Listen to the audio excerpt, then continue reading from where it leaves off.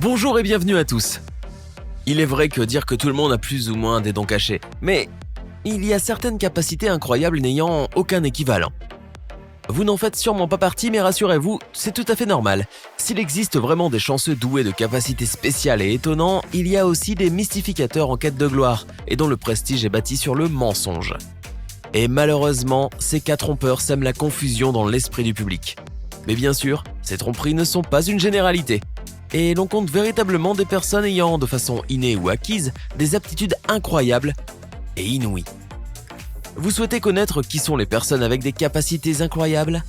Alors préparez-vous, les voici. N'hésitez pas à liker la vidéo si elle vous plaît et si vous êtes nouveau sur la chaîne, n'oubliez pas de vous abonner et d'activer la notification pour ne rater aucune de nos prochaines vidéos. On commence.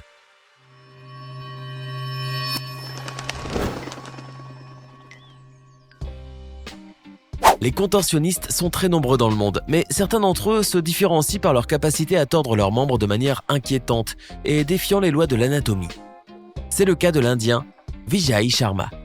Ce dernier semble être fait tout de plastique, tant les parties de son corps sont flexibles. Il s'est rendu compte qu'il possédait un talent particulier lorsqu'il a commencé à prendre des cours d'arts martiaux afin de pouvoir ressembler à son idole, Jackie Chan.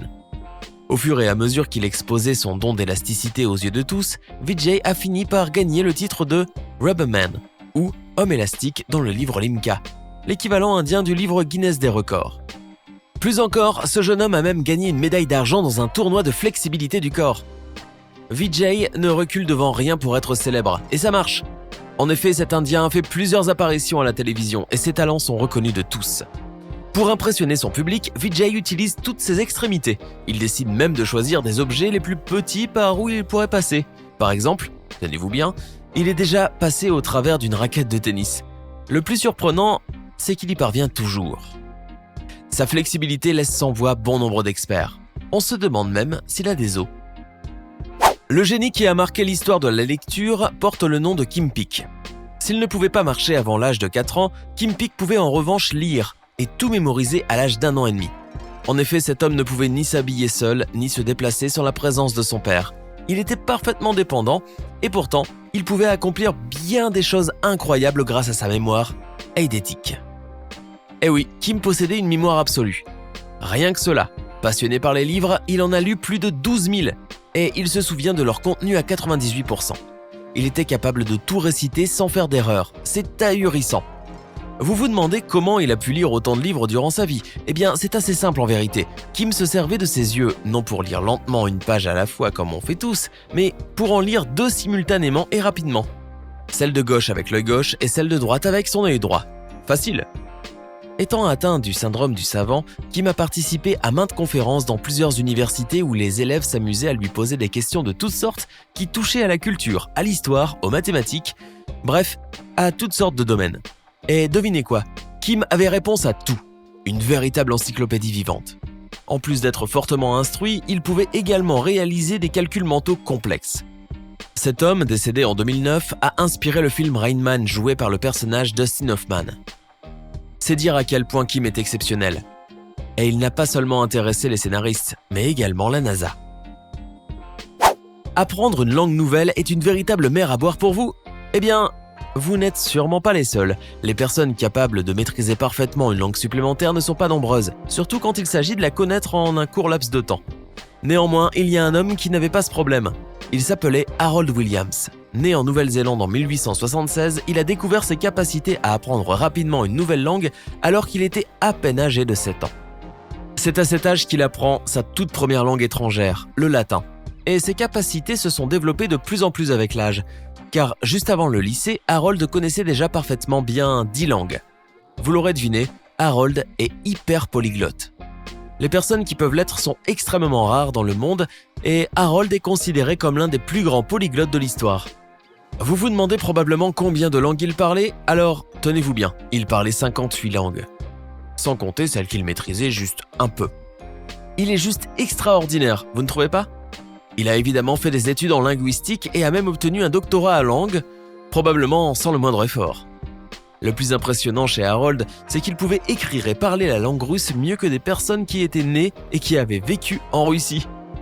Et cela était valable pour bien d'autres langues dont le français, le suédois, le romain, le turc, l'arabe, etc.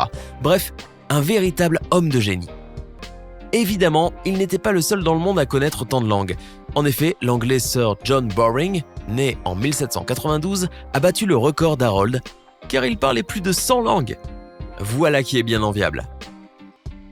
Si vous n'avez jamais entendu parler du français Michel Lotito, alors préparez-vous à être abasourdi. Eh oui, il possède une capacité qui est en tout point hors du commun.